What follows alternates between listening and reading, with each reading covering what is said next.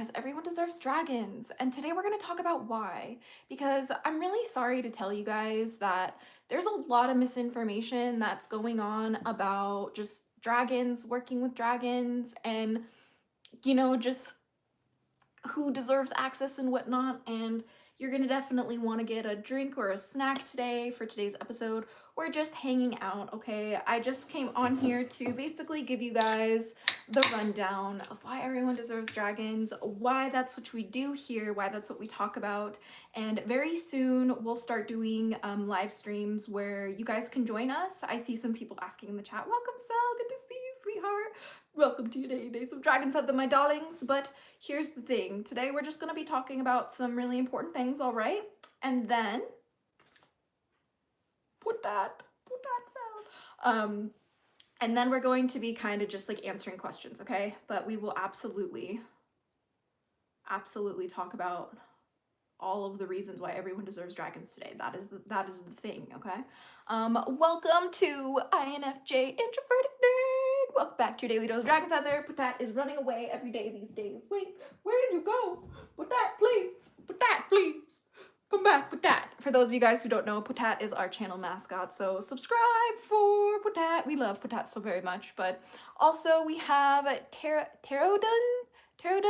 Welcome to your daily dose of DragonFaether. Dang, so glad I came across this. Yay! You absolutely deserve dragons. Everybody does. Your dragon plushie wants to be mischievous. You're absolutely right, so always. Patat is not having it today. We're all kind of disappointed with just how everybody seems to try to gatekeep the dragons in the sense of like, our way's better, your way doesn't work. That's not nice, okay? So today we're going to go through the history of dragons. We're going to be going through a lens of history, mythology, anthropology, and just cultural dynamics, right? So like social psychology about why everyone deserves dragons and how the human being interacts with dragons, right? Welcome, Rebel Child Witchery, back to your daily dose of DragonFaether. We're here with Patat, okay? And we're here with Violani, all right? Not sponsored. Actually, this one might be kind of sponsored, yes. I will disclose, Alani sent me this drink for free, but I will say, I asked him to do it. I love Alani's, it's kind of a problem. But like, please drink responsibly, okay? Let's one a day, all right, guys? Let's just be responsible, all right? But this is their cherry slush flavor. It genuinely tastes like a cherry slushie, okay? It's really good. So cheers, my friends. I'm gonna take Patat off the head so he doesn't go flying. Okay. So step number one, why does everyone deserve dragons? Well, first of all, dragons are in like all cultures throughout history in a way that they could have never interacted with each other. All that means is like cultures that were isolated developed their own unique like dragon mythology, dragon like deity or dragon iconography, or some sort of like myths that are part of like the dragon image, the dragon like theme, or as the dragon archetype, right? And so this, because of this, it is actually quite unique. Dragons are quite unique in terms of mythology when we look throughout anything, right? So there's certain creatures that are like mythological creatures, but they're like very specific to a culture. For example, we have kitsune that are very specific to like Japanese culture. And like, this is something that we see, like, we can see like mythical like dog spirits or like certain types of dog spirits, right? Throughout other cultures, but specifically the kitsune we only see within that Japanese mythology, right? Dragons are not like that. This is what makes them different.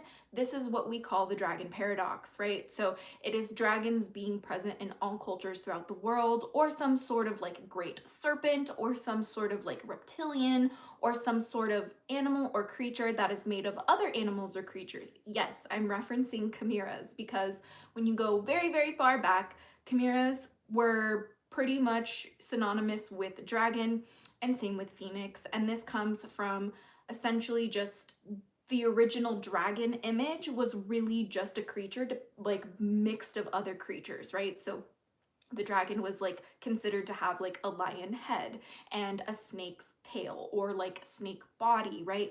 Or the wings of an eagle, or like the neck of a giraffe. or the shell of a turtle. Like all of these would like go into the like paws of a lion, right? Like all of them would go into what makes the dragon, right? So when we look at, you know, dragons mythologically and historically, taking out the context of like, you know, a spiritual practice or like a pagan practice or like a religious practice, right?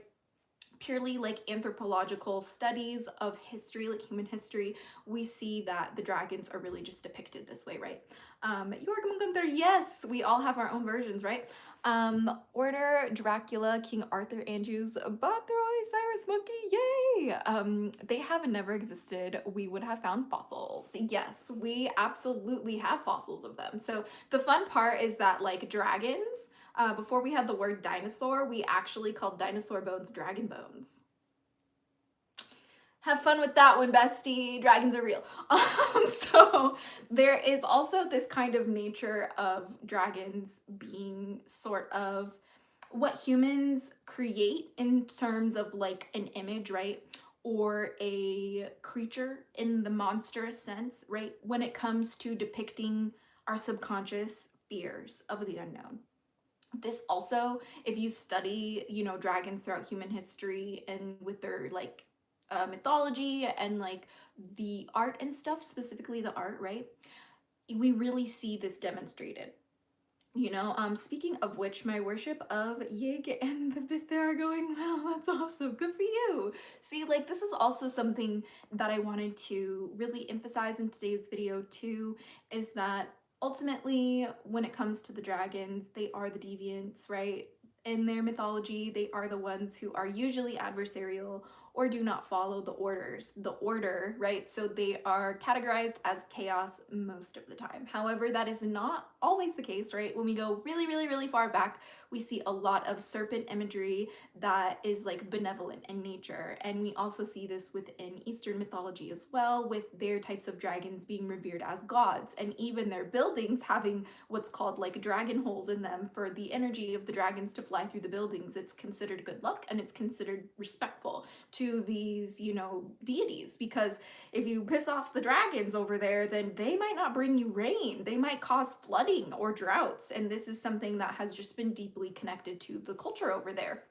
So this is why everyone deserves dragons, because like you will find some sort of dragon iconography, some sort of dragon mythology, or some sort of like dragon legend within your culture if you go back far enough, right? And it doesn't have to be like the stereotypical like Western dragon that breathes fire, not at all. It can absolutely be a giant serpent. Some of them have feathered serpents. Some of them have like a crocodilian type of mythology, right? It has to do with the creatures that are made up of other creatures and reptilian in nature. There's also a huge association with water as well, the further back that we go. Look at how cute this little dude is. I cannot help myself. Patat is just so patatable. I'm just like, sorry. It's a stim, I'm pretty sure. Hello, Broken Heart Wolf. So good to see you. Welcome to your daily dose of DragonFaether. Excuse me, alhamdulillah. Welcome, Name of Nick. Oh, we're on TikTok. So good to see you. Welcome to your daily dose of DragonFaether. Well, I'm of German descent too, and Jorgen is the closest to a dragon in Norse mythology. Yes, exactly. So there's just like all sorts of depictions too, and there's so many more that like are also not like super, what's the word? They're not like as commonly known, right? There's a lot of dragons that like people just genuinely don't know, and I 100% recommend what's the word? I recommend looking up the website called blackdrago.com. They just take all of the like spiritual elements out of their like entries on the dragons, and they tell you pretty much from like mythological standpoint, this is what this dragon is, this is where they come from, and it's very fact-based, and we really, really appreciate that. House of Light with Yara, welcome to your daily dose of DragonFaether. How are you, gorgeous? You're so sweet. I'm doing very well. We are talking about the dragons, and leave a like for Patat. He is the channel mascot, so you definitely are going to want to hit that subscribe button. Also, this video is very prompted by just our discussion in the Hatchling clan as well. If you haven't joined the Hatchling clan Discord yet, we would absolutely love to talk to dragons, talk to you about dragons. So don't forget to join us. It's the first link in the description over here on YouTube, and if you're watching over on TikTok, you can find it linked somewhere on my page, but I definitely recommend go checking out my YouTube to find it, or my Instagram. And we're working on just making these links accessible for you because we literally have been gone for so long, and we've like officially been back for like a whole year now. And I just want to say thank you guys so much for supporting and just chilling with us and hanging out with the dragons since we've been gone for so many years. But we're super excited to be back, and we have so much work to do. So that would be an interesting ritual, talking with dragons. Yes, I talk with them often, and it just depends, right? So like some people, they believe that like the dragons are like external spirits that they communicate with, that are like even the gods, right? Or like divine in nature. Totally valid. And then some people think that they're more symbolic, more of an imaginative, more of a metaphorical type of, you know, interaction. Totally valid. And some people really don't know where they fall on that spectrum. And that is why everyone deserves dragons, because you deserve to have your own unique experience with them, because they're in everybody's culture. That means nobody owns them, right? The difference is that we should just be really, really cautious not to mix mythology with like certain dragons, right? So like, let's not call Tiamat Leviathan, let's not call Apep, you know, Jormungandr. Like these types of dragons are very unique, and they need to be studied in their own right, in their own isolated way, through the lens of the culture that defined them the way that they did. Otherwise, we just start kind of like mixing and mashing and remixing these like really sacred mythologies, and it's really disrespectful, not only to the dragons, but also to the people that preserved these dragons for us to study, okay, in the modern era. This is something that is the biggest honor as a dragon witch, by the way, is to understand, yes, we must be very respectful in how we engage these cultures and how we study their mythology, because when we, you know, are careless with it and we, you know, start creating ways to worship dragons that, you know, traditionally weren't worshipped and then claim it as fact, this is problematic, right? It's different when you're like, this is my personal gnosis, this is my personal practice, and I do not represent anyone, rather than saying, no, this is how we worship, like Tiamat, for example, when she traditionally had no worship, right? So this is something that is part of religious freedom, okay? Like, you're able to worship whatever you want. We make the joke all the time on this channel, oh, you want to worship a Cheeto? You can worship a Cheeto. That's kind of the thing here, right? And we just kind of want to illustrate that through dragons and through dragon mythology and through their history, their legends, their lore, one thing becomes incredibly painfully obvious, and that is every single human being can trace back to dragons somewhere in their lineage, okay? And this is why we very, very adamantly say everyone deserves dragons here on this channel, and why we will absolutely defend your right to having your own connection with dragons, because some people are atheist and work with dragons, some people are polytheistic and work with dragons, some people are omnistic and work with dragons, some people are animistic and work with dragons, some people are monotheistic and work with dragons. Some people don't really know how to work with dragons yet. They just like to learn about them and study them. And that is all valid. Like, all of that is beautiful. And in our community, it is so imperative that we create space that's safe for everybody to explore their own interaction with dragons, and to not diminish one way or the other, because like, it's just a matter of perspectives. We were all created with our own unique pair of eyes, and sometimes our eyes are inner eyes, okay? Bear with me here. Sometimes the way that we engage with the dragons is completely, entirely unique to us ourselves. And there's so many more ways that are constantly being invented and created through human creativity alone and imagination alone to connect with different dragons in their own way. And this is something that is so unique to dragon witches, is how we believe in the dragons ultimately determines how they express themselves in our realities and how we believe about them, right? And this is why I say this is the most incredibly important part of your practice as a dragon witch, is how you choose to believe in the dragons. How you choose to believe in the dragons will cap or like expand your experience with them, right? So if you believe that dragons can only interact with you a certain way, then you're absolutely right. They will only interact with you a certain way. You know what I mean? Which is why I constantly, in my personal practice throughout my entire lifetime, have always kind of played with how I believe in dragons, right? So it changes, okay? And that's totally valid. You're allowed to change how you believe in dragons, and it's not offensive, okay? It's not disrespectful, all right? It's just a different perspective. And this is why there are people, and I have had experiences with some practitioners who genuinely believe they control the dragons, okay? And I'm not saying one way or the other is the truth, okay? This has never been my purpose for my content creation. My purpose has always been to illustrate possibilities for you and perspectives, because there are so many, right? Just like the Hydra has so many heads, when you cut them off, more grow back. That is exactly how dragon magic works too, right? The dragon magic is a hydra, and each head is a different way of working with it, okay? Each way of practicing dragon magic, and it is your decision how that looks like for you, okay? You can be extremely offensive and appropriative when you do that, or you can be as meticulous and as respectful as you can be, but most people fall somewhere in the middle of that spectrum, okay? And I need everybody to just stop being so judgmental. I know, like there's no reason why an atheist who believes in dragons is any less than a polytheist who believes in dragons. There's no better or worse here. It's just different perspectives, okay? That's all we're trying to say here, is like just different perspectives. Isn't the Hydra a Greek dragon? Yes, Hydra is a Greek dragon and is a mythical creature that comes from two Greek gods, or like Greek deities, right? One is called Typhon and the other is called Echidna, and they make pretty much all of the mythical adversaries within Greek mythology. We love Typhon, Echidna, and the Hydra here on this channel.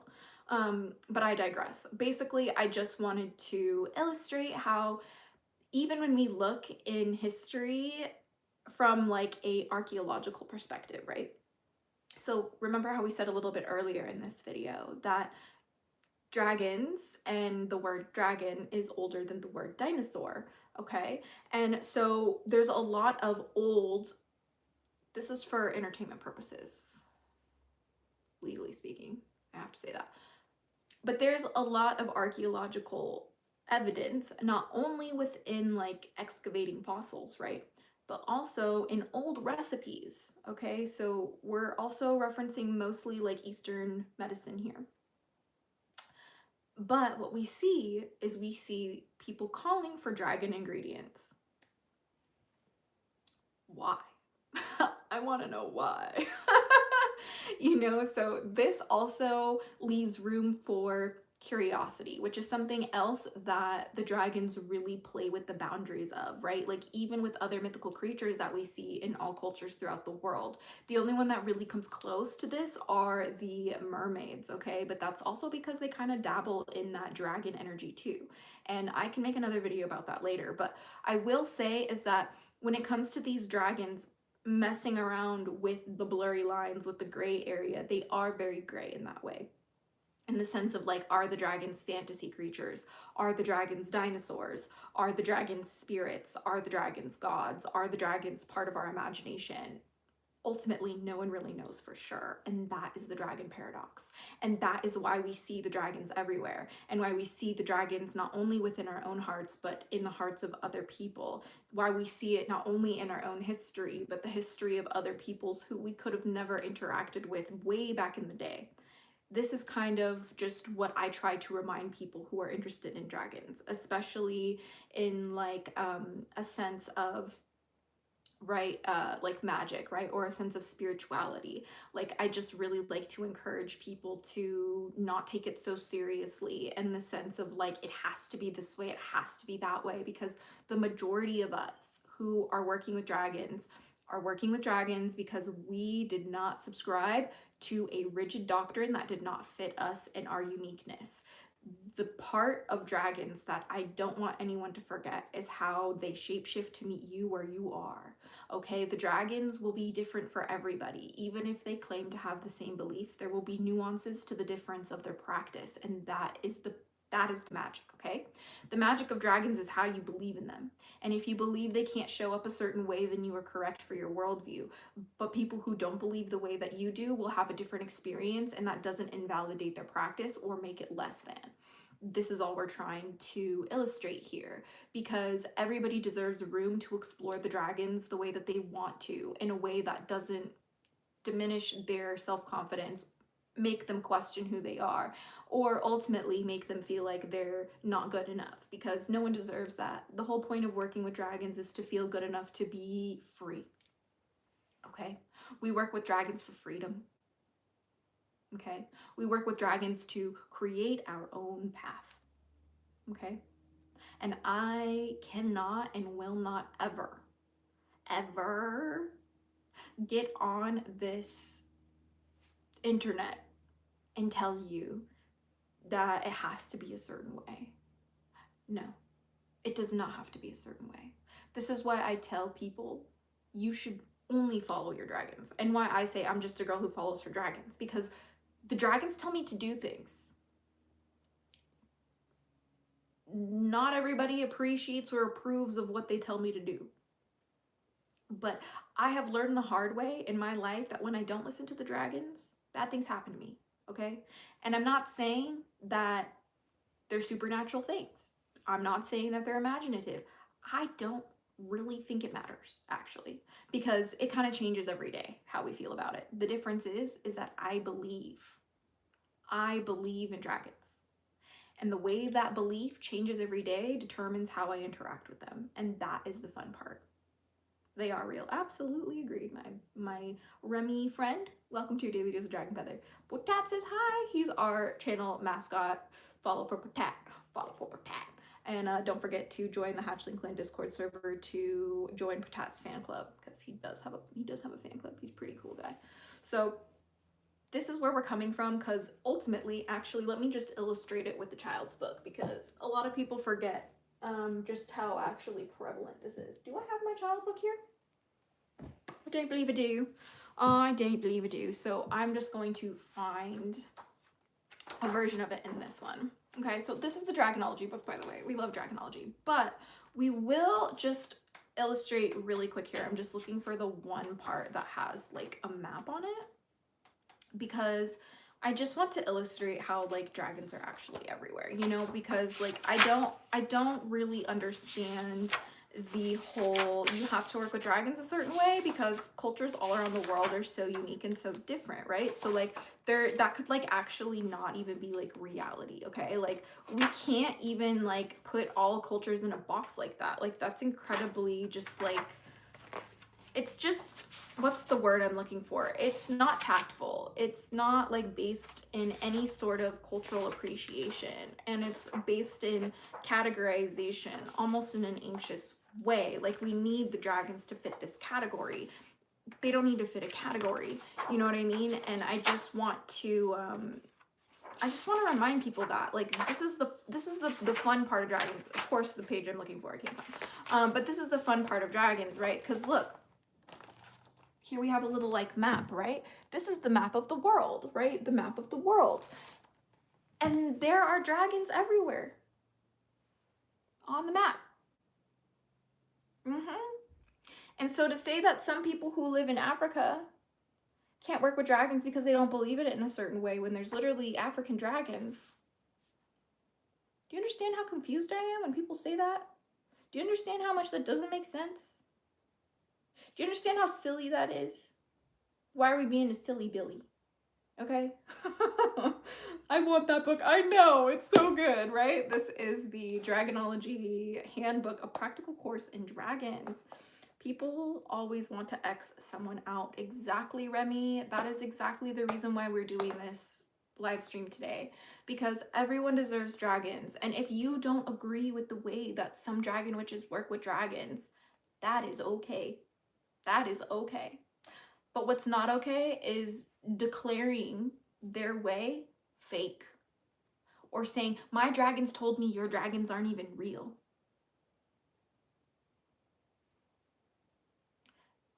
That is so unhinged. I can't even tell you. It is insensitive. Also have to represent dragon lovers on their what kind of theist am I journey. You are valid. Keep loving the dragons. Exactly. Exactly. There is no wrong way to work with them. I agree. Some ways are controversial. Some ways are super vanilla. Either way, there are options, okay? And this is why I say like dragons are the face of diversity. right? They tell you what they want. Exactly, they do.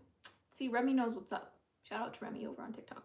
Because this is kind of the point, right?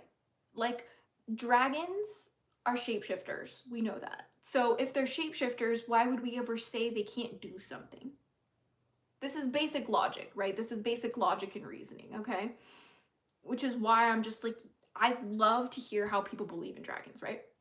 Like, because everybody's gonna have a different perspective, and that is like what adds to my own personal understanding in my own craft, right? Like, the more that I hear people like explain how they believe in the dragons, the more confident I feel in my own way of believing in the dragons, and the more appreciation I have for my own practice, right? Like, and this is what I try to cultivate here on the channel, and just any sort of like, you know, work that I do, especially within the Hatchling Clan Discord server. Like, it isn't just a place for one type of practice with dragons.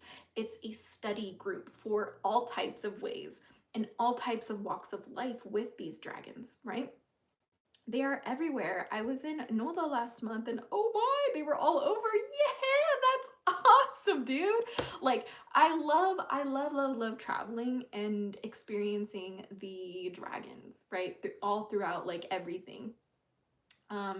So it's just really a gift when you choose to believe in them, right? I'm a knight and I hunt dragons for sport. All right, let's talk about dragon slayers for a second, because this is something that I think also gets kind of misconstrued about dragons. And when we work with dragons, like, oh, dragons won't work with dragon slayers.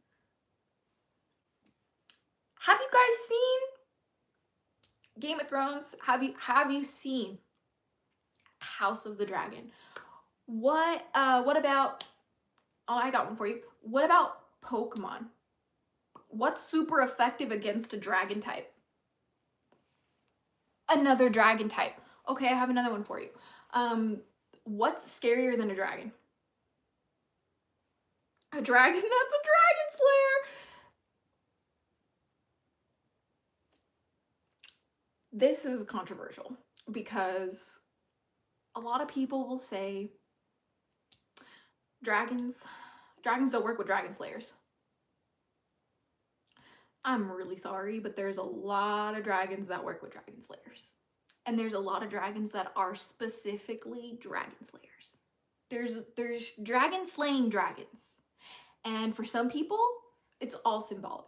It's all about the symbolism of this, okay? Valid. Why is it called Dragon Slayer Magic and Fairy Tale?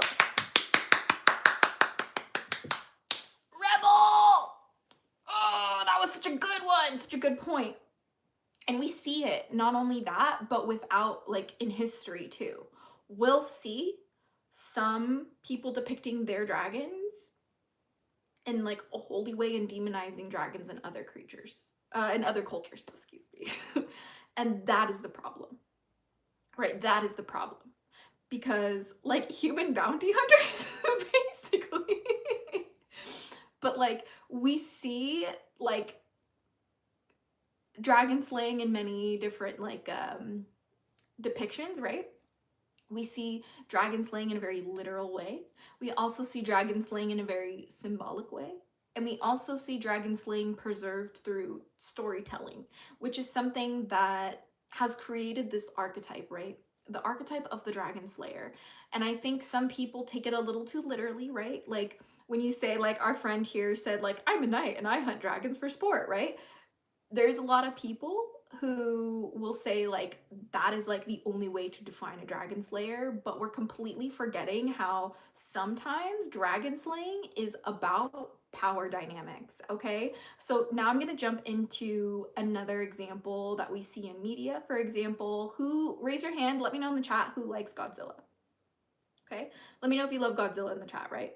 Have anyone seen Godzilla, the King of Monsters? What actually is Godzilla? That's probably a better question. Shout out to kaijus.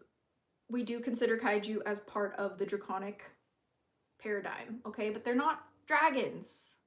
They're kaiju, okay? We gotta keep them in their cultural context. They're kaiju. They're giving dragon, but they're kaiju, okay? Good talk. He exists not for good, not for bad, What does Godzilla exist for? Balance. Balance. When there is a threat to the balance, who awakens? Gojira. Right? This illustrates that sometimes it's about power checking power, right? Dragon slaying also has a lot of history around power checking power and also controlling who has the power, right? And so when we use this archetype of dragon slayer and we start defining it in black and white, oh, dragon slayers can't work with dragons, dragon slayers can't be witches, this, and that. Yes, they can.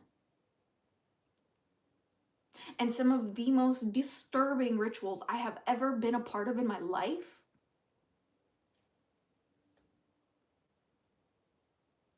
I gotta be careful, honestly, what I say. But dragons were present. Dragon witches were present. And I'm very vocal about certain dragons throughout my lifetime that have reached out to me, and I've reached out to and encountered that I have specifically told them to fuck off because they scared me so bad. Okay? So, this is why I don't subscribe to any absolute type of language. Why? Because the dragon is one thing and one thing alone. The dragon is the constant change. It will not stay the same. It will not be one way only. That is what makes the dragon a dragon. It is a constant change. And it's constantly changing for everybody, especially through their moment to moment to moment. You know? What would you say about someone who is born with the soul of a dragon? What's your name, my friend? Violet Photons. Oh my gosh. First of all, love your name. It's super giving lasers. And then second of all, you're definitely in the right spot because hey, hi, hello, I'm a dragonkin and a dragon soul. We absolutely love, love, love, love, love dragons. But I will say, for those who identify as dragon soul, right?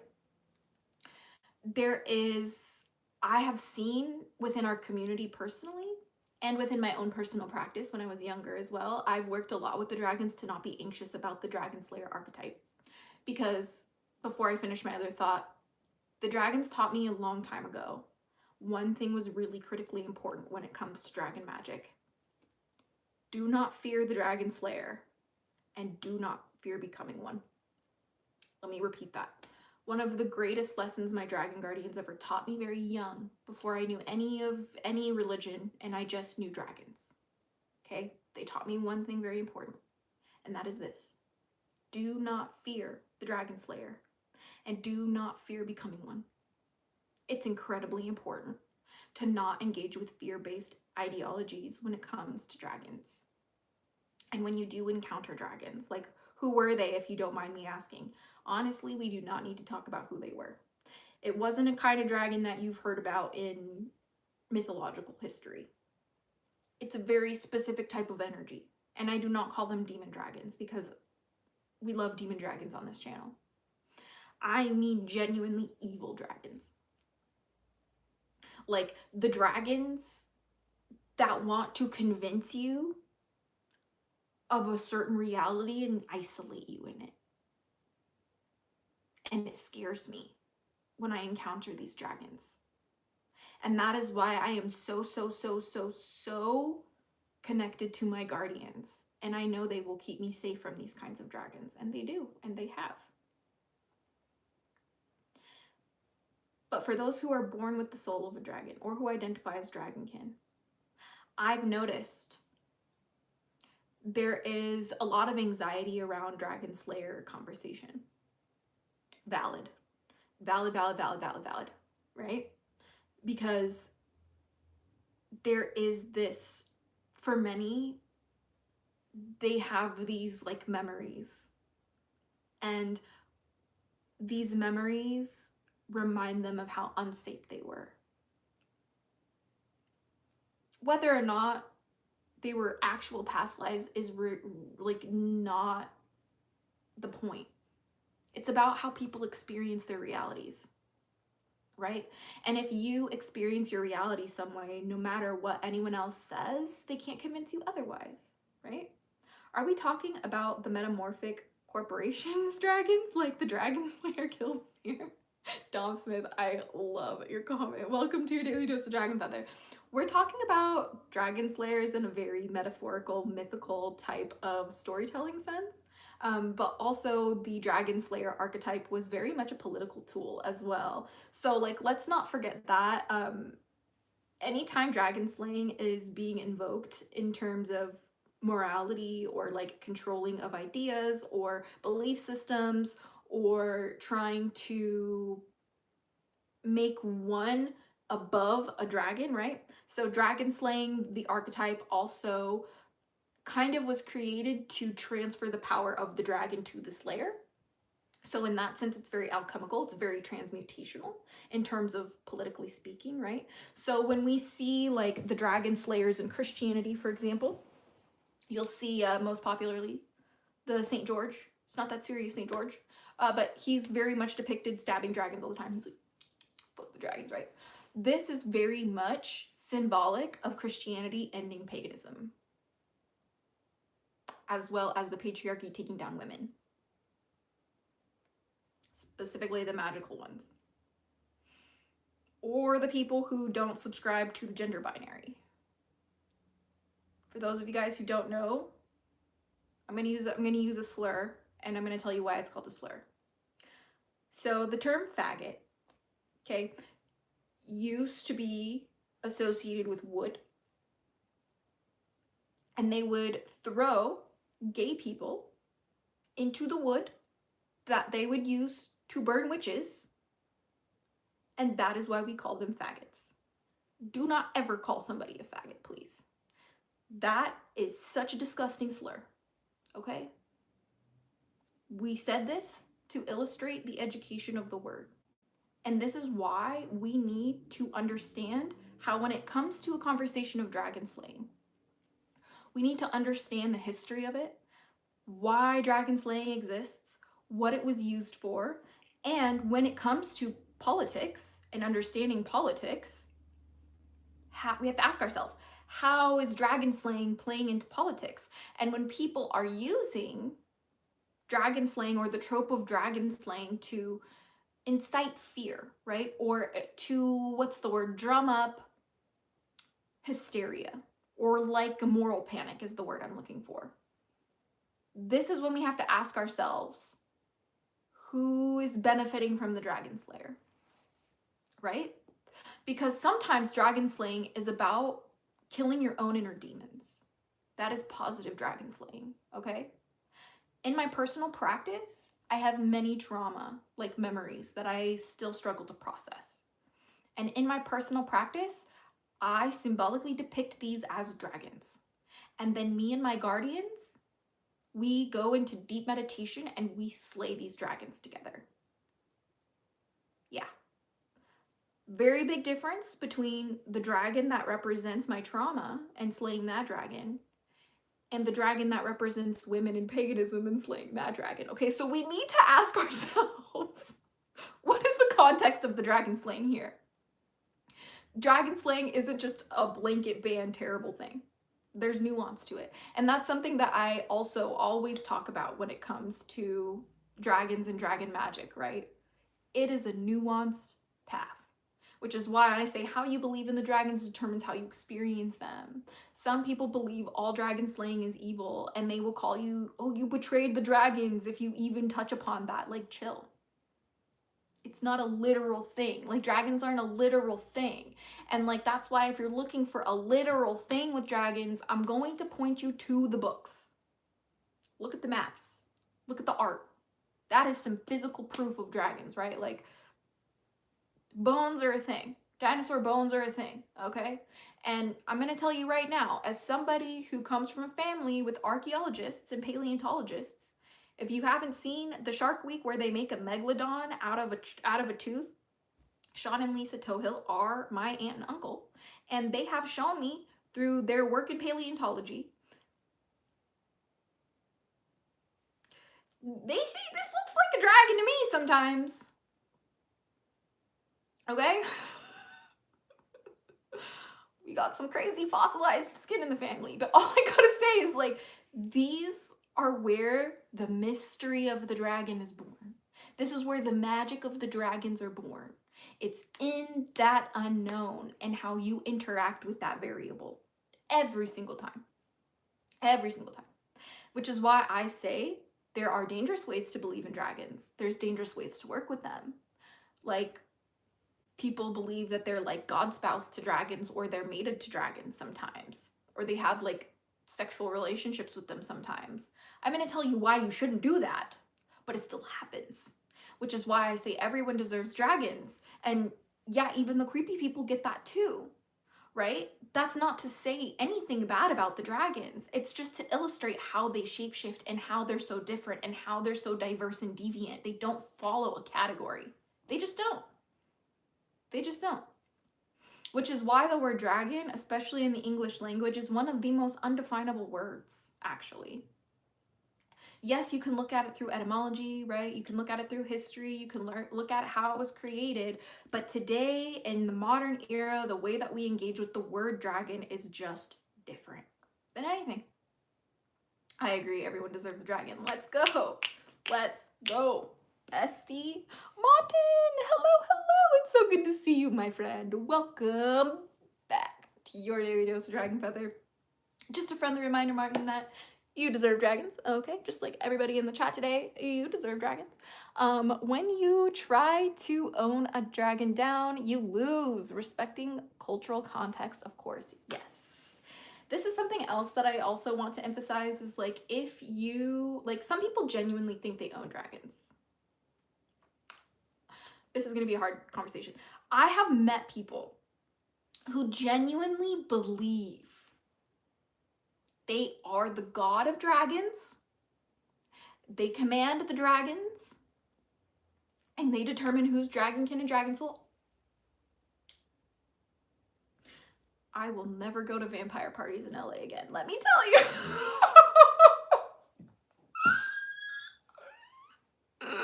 I'm terrified. Absolutely terrified. Please don't go to vampire parties in Hollywood. That's all I'm gonna say. That's all I'm gonna say. I'm so scared thinking about it. Okay, let me try to collect myself. Because when I say it out loud, it just really makes me feel absolutely batshit insane. Okay, ready? They believe that they mate with dragons in the astral, and they lay eggs, and those are your guardians. I'm so sorry. I'm so sorry. I'm so sorry. I didn't want to say it. I didn't want to say it, but I had to say it. I had to say it. Sorry. Let me come back down to earth, okay? Let me come back down to earth, okay? I say this to illustrate the point that anyone can believe what they want to about dragons. And as soon as you believe that that's the truth for your reality, don't even try to change someone's mind. Just don't even try to change someone's mind. Brian says, well, vampire parties in LA sound like fun. Until the witchcraft starts happening and people start getting abused. I'm gonna cry. If I don't laugh, I'm gonna cry. I really hated those experiences, okay? Oh, what's a good book to learn to work with dragons? I'm honestly gonna like recommend all the books, even though there's problematic parts of like all these books, right? So like the Dancing with Dragons by DJ Conway, Mystical Dragon Magic by DJ Conway, the Draconian Ritual book by Azanoth Mason. They have cultural appropriation in it, so don't read them as facts, like 100% the truth, like just they're a place that most of us start with, right? I'm also going to recommend the Dragonology books. This is going to give you a more imaginative type of playful way of engaging with dragons, right? So it's going to give you the belief that, you know, dragons are, you know, real. And it also will illustrate for you the dragons all around the world, like on the map, right? But ultimately, I'm going to tell you to look into each particular culture and their source for their dragon like mythology or their dragon legends or any sort of like dragon lore that they have, right? Because that is going to be the best source for their dragon myth, right? This is what makes dragon magic just a little bit different, okay, than like say like what's the word, like Hellenic witchcraft, right? Like there's pretty much just one place to go for like Hellenism, okay? But when it comes to dragons, you have to like look everywhere, depending on like where you are, like what dragon you're studying, right? So like let's say like for example we have the like Asian dragon here on the back, right? Or the Chinese dragon here on the back. If you want to work with this dragon, don't look at anything Western, actually. Like don't look at Western interpretations of this type of dragon. Go directly to Eastern mythology, all right, and learn about it from them. Hey Ren, good to see you. Welcome back to your daily dose of DragonFaether, my beloved.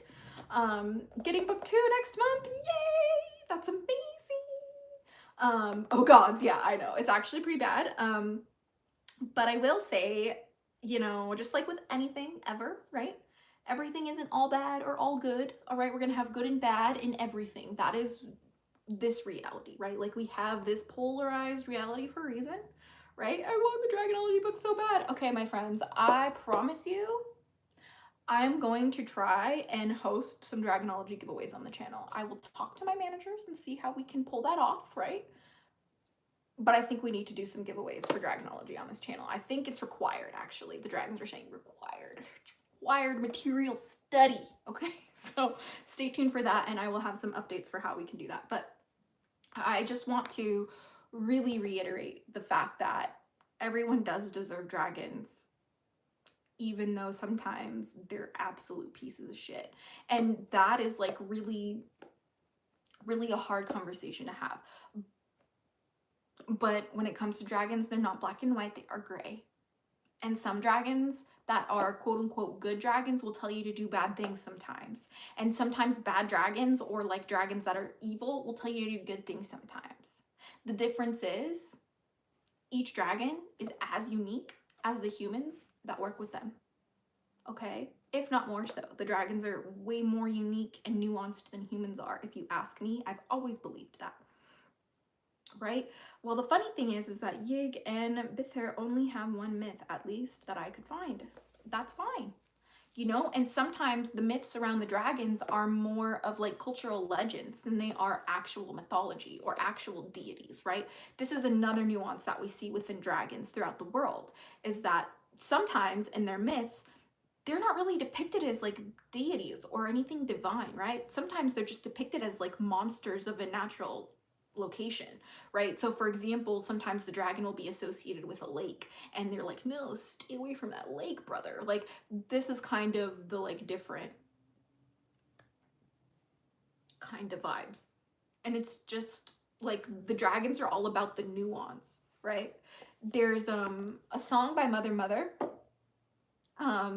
called Reaper Man, and there's one part of the lyrics that goes, fuck yeah, I'm a deviant.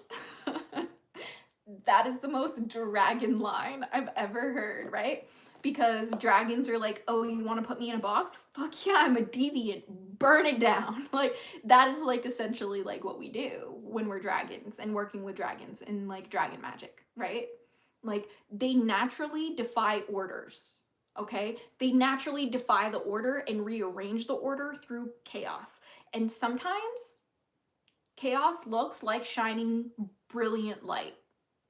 And sometimes chaos looks like earthquakes, quite literally. But sometimes chaos looks like a hurricane.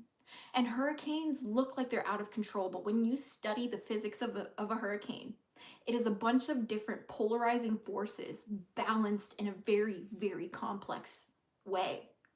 Very nuanced, right? Well, I'm not trying to control them. I just want to make some new friends with them. See, that's valid.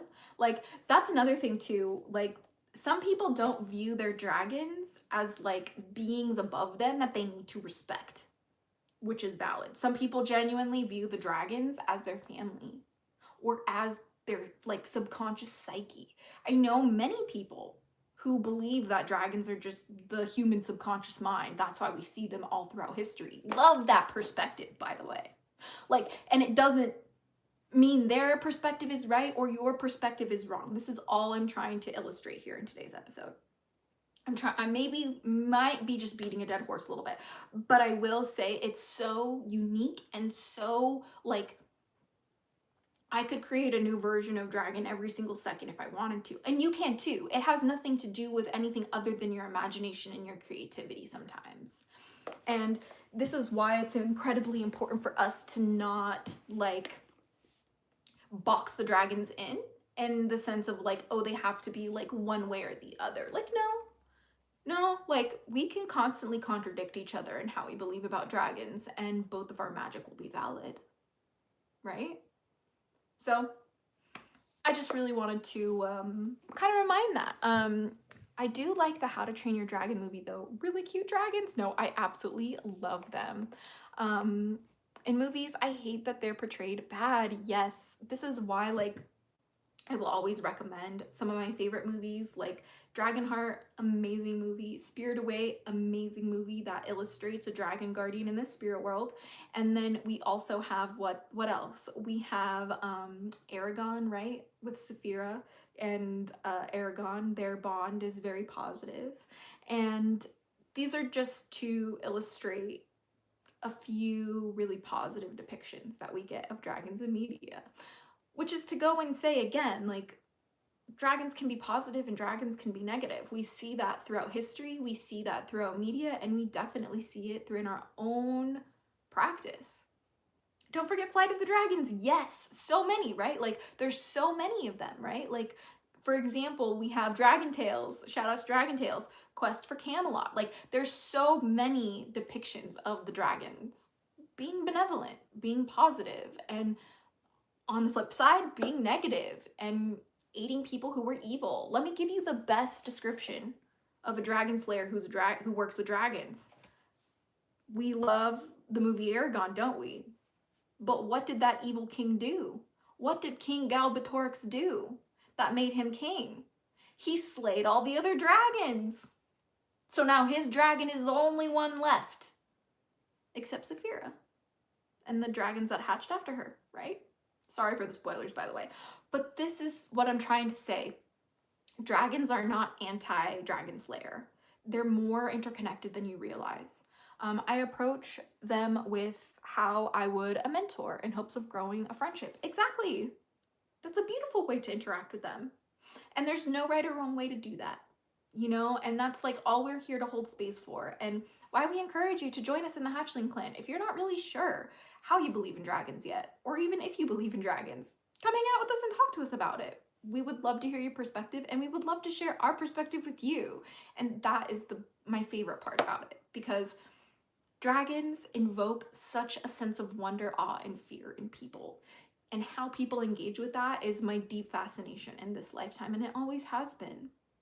That movie has a lot of scientific, like, how do dragons fly? It's so cool. Yeah, Flight of the Dragons is fun. And there's always so many ways to play with our imagination in tandem with dragons. And it's a beautiful thing to explore. And I'm just here to remind you that it can be one way or it can be the other way. Ultimately, do not let anyone else between you and your dragons. Don't ever let anyone else between you and your dragons. Do you understand me? They are so sacred and special to us. They are our homes, our families, in many cases. And you do not deserve anything coming between that. You deserve a space where you feel safe to explore dragons the way you want to, where you feel safe to express how they present themselves to you. You deserve a space that enables you to have questions that are hard, that are scary, and meet you with compassion and honesty. No, dragons do not fit one size. Dragons do not obey one rule, law, or order. There is no dragon court. There is no one law that they all follow. No. The only thing dragons follow is their own way. And sometimes that looks like them bowing down to God And sometimes that looks like defying God, and everywhere in between. And that is the point of dragon magic. To see where you and your dragons fall on that spectrum.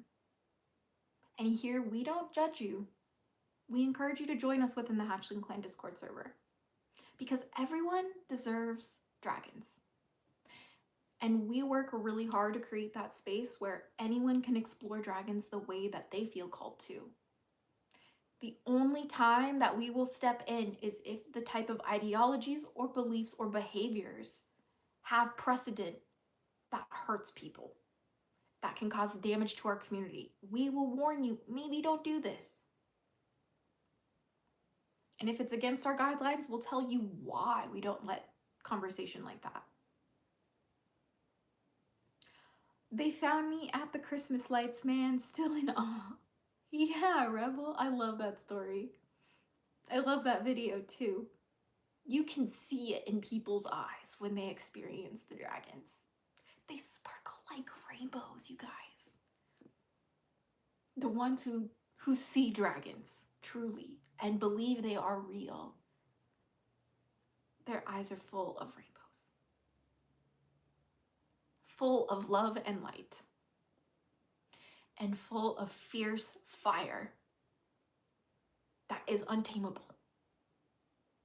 So yes, everyone deserves dragons. And we're here to remind you that today. But thank you so much for tuning in with me today for our episode today.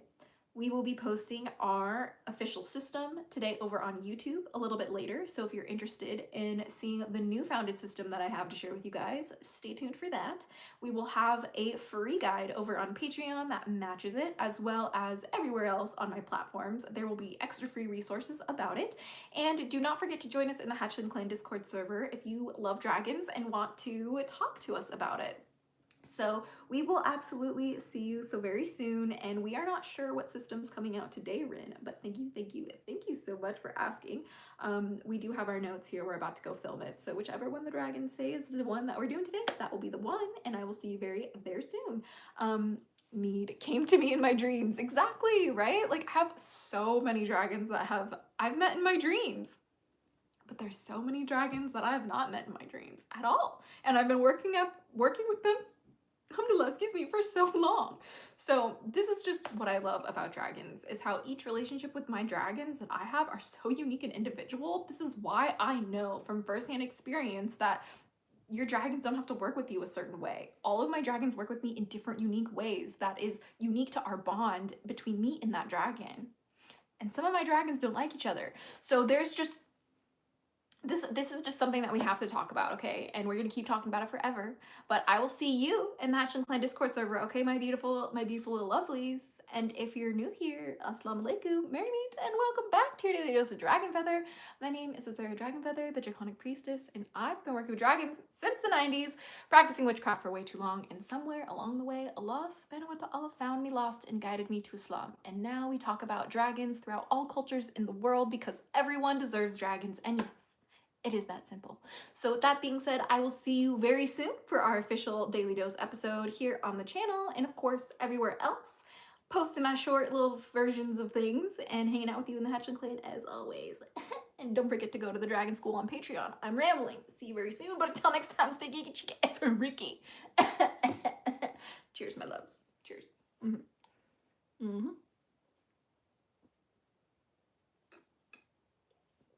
I love you guys. Love you, Rin.